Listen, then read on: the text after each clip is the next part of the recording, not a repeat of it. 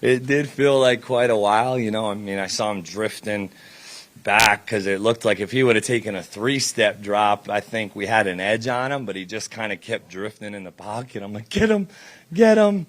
Ball was up in the air. Dewey did a nice job of overlapping to help Christian, and we get the ball down. So made a stop, made a play when we needed it at the end, and, get out of here with a big West Coast win.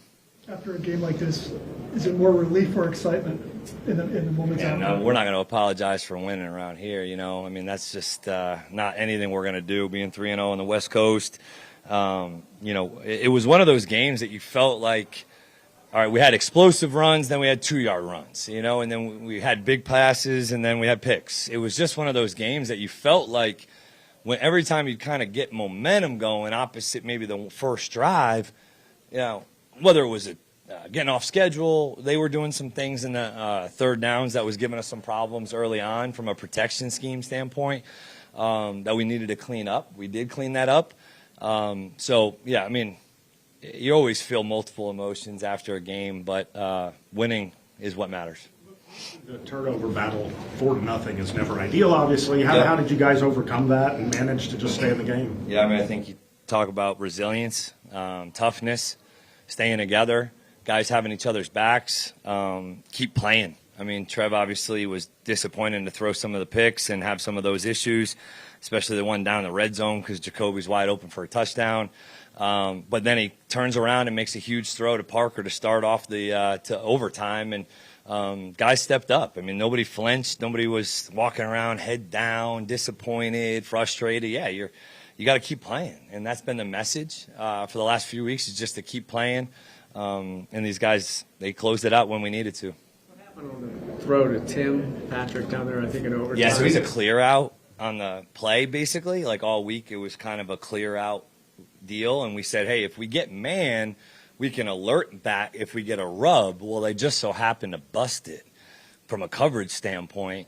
He is wide open. He popped wide open, but Tim's more so thinking, I'm here to kind of clear this thing out, and I think that's just a great learning op and lesson for all of us, but specifically, hey, Tim, you know, nobody's just clearing out. You know, hey, you can get your eyes back on a go, especially when the void kind of happened. Trevor, I thought him just seeing it was actually going to be a good play for us, but that was just one of those things that Tim's thinking, I'm clearing out. Trevor sees it pop, and I think both those guys will learn from that moment. You walk us through the decision to go for it on 4th and 1 down there at the end of regulation with like a minute 45. Yeah, I mean, we didn't run it great, obviously. In some, like getting there, you know, on the previous play, we hit the keeper to Brenton to give us 3rd and 2. We get stuffed, kind of almost like lost a half a yard. I think we were like 4th and 2.5. And we just, hey man, we've been aggressive all season when it comes to those decisions. And you're putting us growing as an offense, us growing as a team is trusting them in some of those moments to go make those plays and go execute in those situations. It didn't work out this time, but hopefully those guys get the message that ultimately, man, we need to go execute in those moments and, for us to close people out on our terms. Overtime, was it just more important to get points? Yeah, at that point, it was like, man, we kind of just missed the throw, and so you're like, let's just get the points because, it was one of those things. Why we took the ball was, the defense had just been out on a long previous 2-minute drive.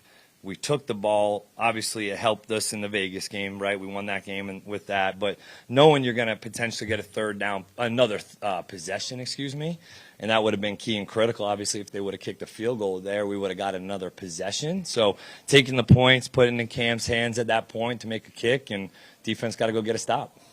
It's fighting it like that for the turnovers. Are you leaving him alone, or are you going over? I just hit him a few times after a few of them was just like, dude, just keep chucking it, man. Like, what are we going to do? I mean, he was bummed. He was pissed about it. But he kept saying confidently, like, I feel good. Like I'm throwing it good.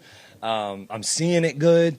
Buddha made an unbelievable play on the 3rd down where he picked us off. We ran kind of everybody sitting at the sticks type play, and he was playing in between Austin Trammell and the seam stop, the sit down, I think it was Parker, I believe, or Jacoby. And I thought Buda made a great play on that one, and the one in the red zone obviously gets tipped. We march right down the field to start the second half. We go bang, bang, bang, bang, bang, throwing the ball, and then we get a tip pick on the 6-yard line on a play that's a touchdown. So those are just the ebbs and flows of a NFL game on the road, and we pulled out a win. Pass rush today. He wasn't sacked at all last week. You got to him pretty often. What was the key for you today? Yeah, huge. Those guys, we had to use a lot of them in terms of, knowing that they were going to chuck it a good amount of times in this game. We used a lot of guys in different positions. We had a few substitution errors because of that. Danny kind of got nicked, and we were trying to put some different guys in some different spots to give us some more rush, but they ran it for 55 yards again, and we knew they were going to want to come out and chuck it, and we had to impact them and influence the rush, which we did in a lot of ways.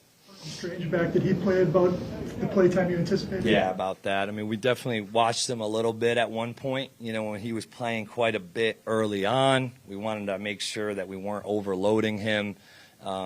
Huge presence, right? He has the big sail route and then the keeper at the end. It's just his presence that and energy, the look in his eye that he has that gives our offense a spark. Ryan caught a bunch of passes, but it didn't feel like he really hurt you guys too much. What did you guys do against him? Yeah, we had a few calls. I thought Campy did a nice job of mixing up whether we were playing vision zone or playing then sticky zone and trying to reroute him as much as possible within the 5-yard distance. And then we did combo him a little bit, played some doubles, whether it was in the third down situations or in the red zone. I got a lot of respect for that guy. And, I thought we did a nice job of tackling him and getting him to the ground.